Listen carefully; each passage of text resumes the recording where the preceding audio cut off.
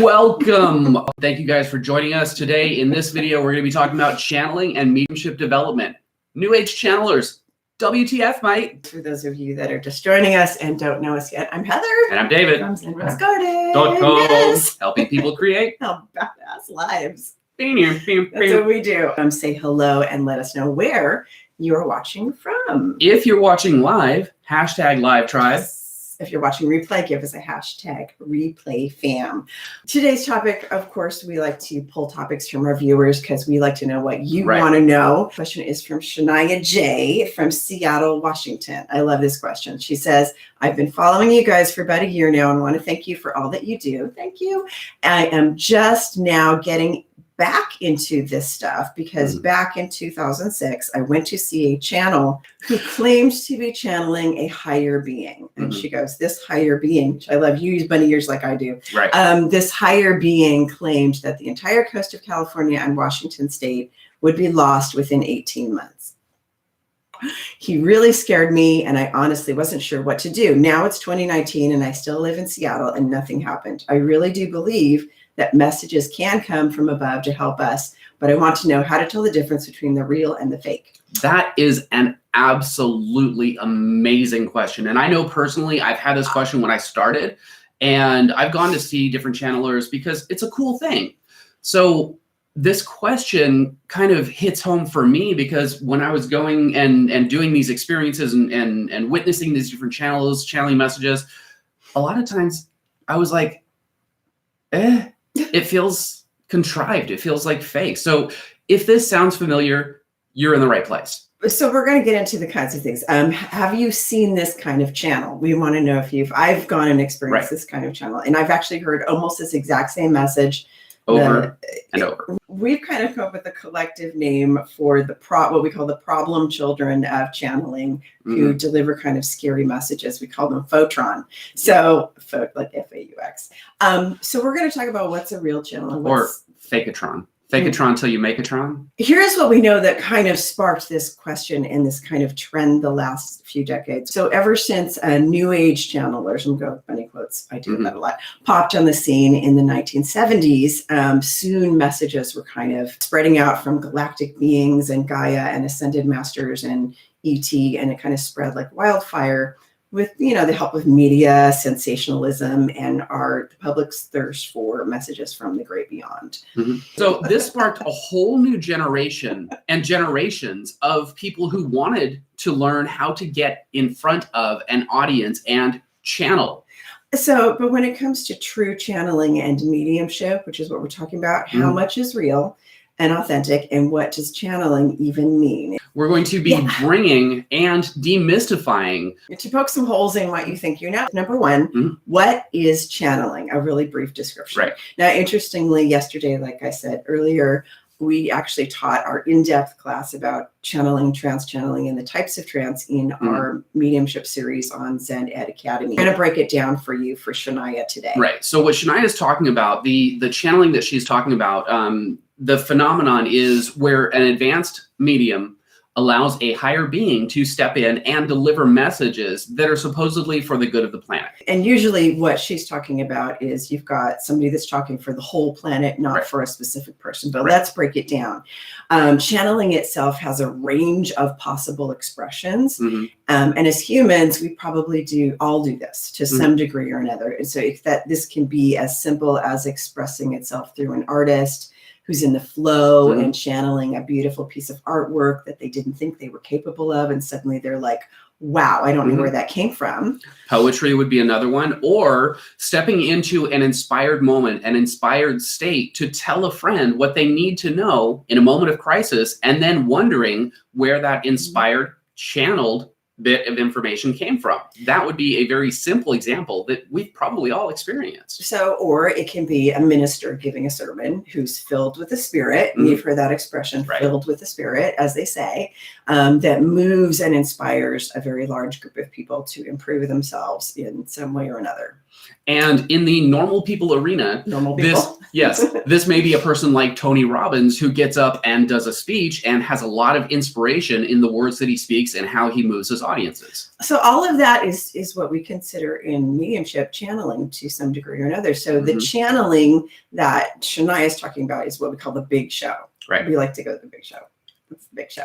So what is the big show? Tip number 2. Right. So when somebody trains to be a big show trance channel in the world of mediumship. And let me interject. We're not saying that the big show is a bad thing or a good thing. It's just when you're a stage, you're in front of a lot of people. Yes. In the world of mediumship, the right way, not the cause panic and mayhem kind of way, it may take years, and it does take years to gain a high level of mental stamina, emotional stability, as well as physical aptitude to really be a channel on the level that that guy was attempting. So but here's the thing I want to make clear. Often, and very often, the big show channel doesn't really know if they're authentic or not. They really don't know that they are going to end up there as like the big show stage channel.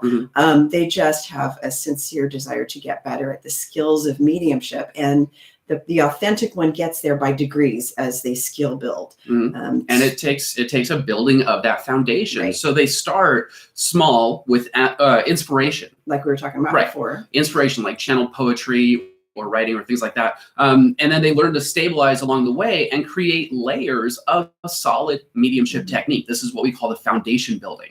So in a nutshell, there are degrees to build up to that we find that most people, because people are impatient, are not willing to devote the time to really stabilize it. A lot of people we find just want to be the magic 8 ball and step into it. And that's not the right place to come from. What is the big show and is it real? Is it not real? So here's the how to distinguish. Here's the possibilities of what the big show channelers might be channeling. These 4 different things.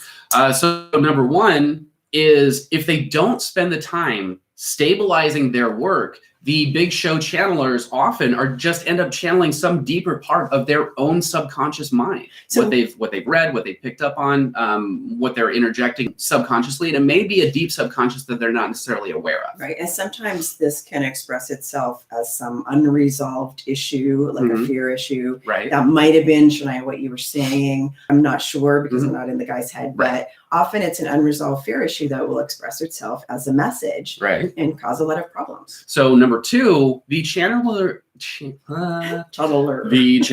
may actually be channeling some kind of a mischievous, stuck spirit who's just getting their kicks off, freaking you out, and really just needs to be sent to the dean's office for a spanking.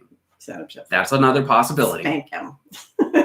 That's a whole different thing. Yeah, that's a whole different thing, but just want to drop that out there. So number 3, the channeler is really inspired and delivering messages that are light, inspired, and motivated. And this is what I think we're trying to say here is that it's the feeling that's coming across that's important. And how it's delivered and the sensation and feeling of the message itself. Does it feel good or does it feel fearful? Are you inspired and motivated once you leave? Lifted? Or are you constricted? Are you in fear when you leave? Or are you lifted up and feeling great? Are you ready to pack your stuff up and move to Costa Rica to, join a commune because you have this fear that, the ocean's going to fall over? So, we've seen that happen. Did I really just say that? Ocean's going to fall over. Yeah.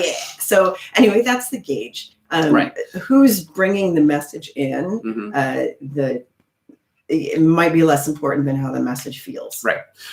So another thing to note is that messages from grandma or a loved one are usually not going to come through one of these particular types of channels. Okay. That kind of thing usually comes through on a more personal one-to-one type level or a more humble channel, either directly to you through a friend or maybe even a professional evidentiary medium. Okay, so that's kind of the difference between the type of channeler that you saw, Shania, and the type of channel that might deliver a very personal message that's going to direct you in your personal life. So if you guys are loving this so far, subscribe for some more. Click the bell to turn notifications on. Be sure to give a thumbs up if you want. If you like this, we'd love to give you more.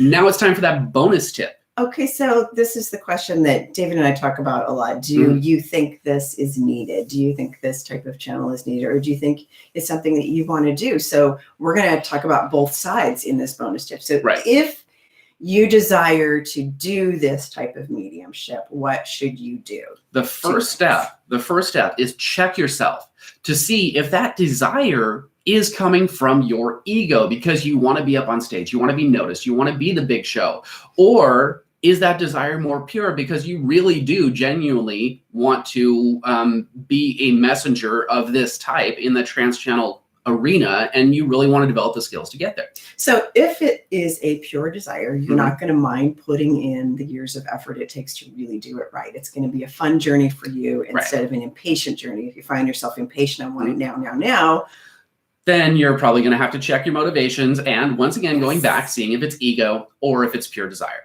Like actual, you want to help. Kind of here's the twist on this. I want to say, we talk about this a lot. And this is kind of the first time we've really talked about it on camera and live. But we talk about this a lot as we see these different channels through our work, because we see a lot of them. So if you feel the messages that you are delivered from somewhere outside of yourself need to be notarized and validated by a being that is bigger than you, because you don't have the confidence by yourself to deliver something you're inspired to say that comes through you, then I think the question to ask is, what does this say about your state of self-worth? Right, which again goes back to ego. If you are so humble that you need this big, huge being to validate the information coming through and to basically say, okay, you're good, well, check yourself, okay? Because overly humble can also be a state of ego. So in that case, you should go back to the drawing board and rethink your why. What is your motivation? Is it ego-based? Is it humble ego-based? Or is it genuine, you know what, I'm really in it to win it? So this is a tricky spot to be in, because we do want to connect to inspiration, to spirit, to higher source, but we want to do it in the right way. So these are kind of the hard questions. Do you feel, and these are questions you should ask yourself when you're getting into any kind of mediumship or psychic work, and check yourself with along the way. So yeah, and they're hard questions, and we're constantly checking, am I doing this for my ego? Is this, doing this for the good of who I want to help? So do you feel worthy to be just you, listening to spirit and delivering a pure, honest message? Or do somewhere deep down you feel like the Galactic Federation of Planets needs to validate your message so other people will accept it, and by extension accept you? Wow, yeah. That's kind of a big one. And like I said, I'm not invalidating the fact that you can tap into bigger beings. It's just, and we're not saying that you shouldn't be doing this. I'm saying that your energy connecting to it is important.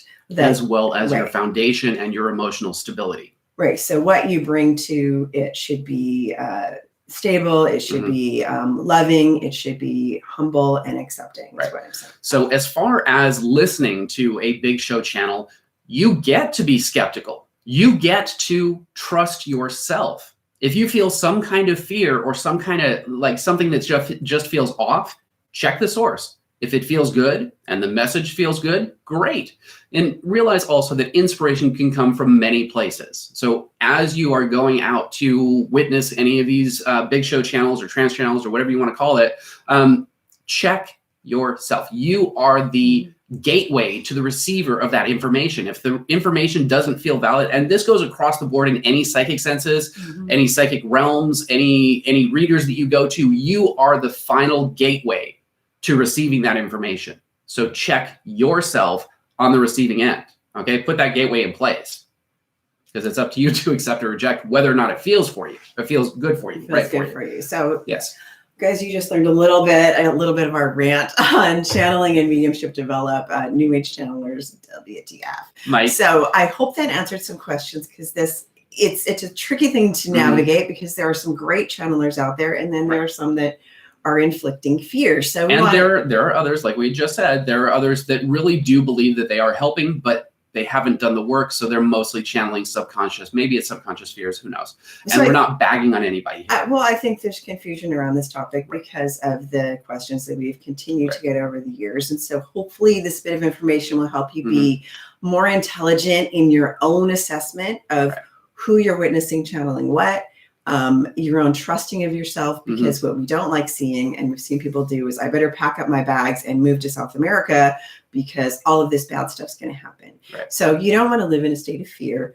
The basic thing is it bringing you fear and panic and mayhem in your life? Are you questioning everything, or is it bringing you peace and inspiration, motivation, and clarity? And clarity. That should be the guiding light. The guiding light. So for you, because you're that gateway. If you're going into the space of this person must know more than I do, because it's a higher being, you check yourself and then go back to, what am I receiving? Intuition, intuitive development, psych development, mediumship, all of that. To create that badass life, they all go hand in hand. So even if your goal is not to pursue a career in the intuitive arts, intuition is an important part of making the right decisions for your life. So we've created this twofold path for you to help you start working with us today deeper online. First, we have Zen Ed Self-Growth Academy, where we teach our professional intuitive mastery courses, such as our 20-hour medium survival guide, all of our other psychic development courses with all of the replays. For deeper work into mental and emotional mastery and healing, such as our self-love blueprint, which many of you guys on here have attended, our manifestation mastery class, and finding your life purpose. There are links in the description. If you're not ready for any of that free group that we've got, you can join it by clicking that link. The links for all of that are in the description. If you love this video, hit that love button, hit that like button, hit the give love us some button. hearts. Yes. If this video helped, we just can't talk today. We need eggs and bacon. I need some Diddy with if this video helped you in any way, please share it with a friend. And if you have any questions, let us know in the comments below. We would love to help you, and you give us more ideas for future videos. And if you're watching on the replay and you got questions, drop them in the comments, because we go back and we do look at the videos, and we do look at the comments afterwards. For more badass life tips, be sure to subscribe. And click that bell to turn notifications on so you're the first to know when we drop a new video or go live. And we know that time is a valuable and precious resource, and the fact that you are spending that not only with us, but for your own edification, for your own improvement, for your own creation of that badass life, we absolutely honor and appreciate that. Thanks for watching. And we'll see you guys in the next video.